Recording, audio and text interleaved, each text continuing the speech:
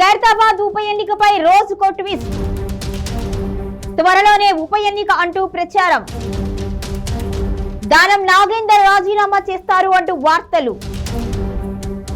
రాజీనామాకు ready అయిన దానం నాగేందర్. రాజీనామా చేయాలి అంటే హైకమాండ్ కు దానం కండిషన్స్. హైకమాండ్ ముందు దానం కోర్కెల చిట్టా. గ్రీన్ సిగ్నల్ ఇస్తే రాజీనామా చేస్తాను అంటున్న దానం. ఖైరతాబాద్ ఉప ఎన్నిక చుట్టూ తెలంగాణ రాజకీయం తిరుగుతోంది. జూబ్లీహిల్స్ ఉప ఎన్నిక పూర్తయి 10 రోజులు కాకుండానే తెలంగాణలో మరికొన్ని ఉప ఎన్నికలు వస్తాయి అంటూ ప్రచారం జరుగుతోంది. ఇక ముఖ్యంగా ఖైరతాబాద్, స్టేషన్ గన్పూర్ నియోజకవర్గాల్లో బైపోల్ రావచ్చు అని అన్ని రాజకీయ పార్టీలు అంచనా వేస్తున్నాయి. దానం నాగేందర్, కడియం శ్రీహరి రాజీనామా చేస్తారు అంటూ కొన్ని రోజులుగా ప్రచారం నడుస్తోంది.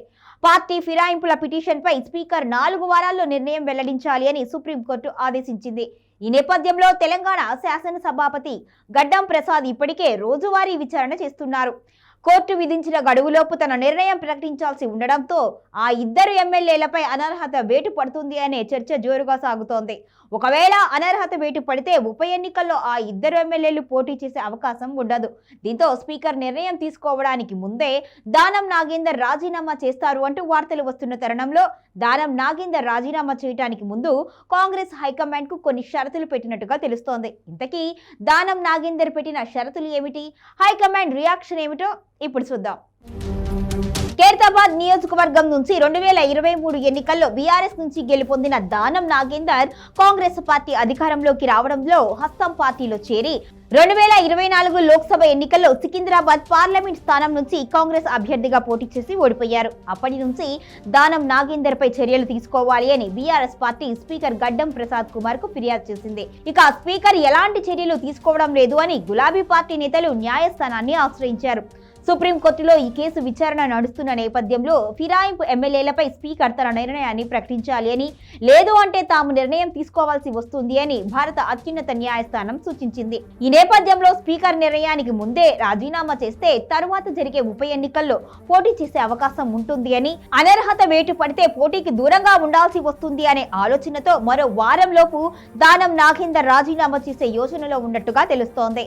ఇక స్పీకర్ పై కోర్టు ఎలాంటి చర్యలు తీసుకునే అవకాశం లేకపోయినా కాంగ్రెస్ అగ్రనేతలు రాహుల్ గాంధీ రాజ్యాంగాన్ని రక్షించాలి అని దేశమంతా తిరుగుతున్న పరిస్థితుల్లో తెలంగాణలో కాంగ్రెస్ ప్రభుత్వం చర్యలు, ఇక్కడ స్పీకర్ వైఖరిపై కోర్టు చేసే వ్యాఖ్యలు పార్టీపై ప్రభావం చూపిస్తాయి అనే కోణంలో కాంగ్రెస్ హైకమాండ్ రాజీనామా చేయాలి అని దానం నాగేందర్ కు సూచించింది.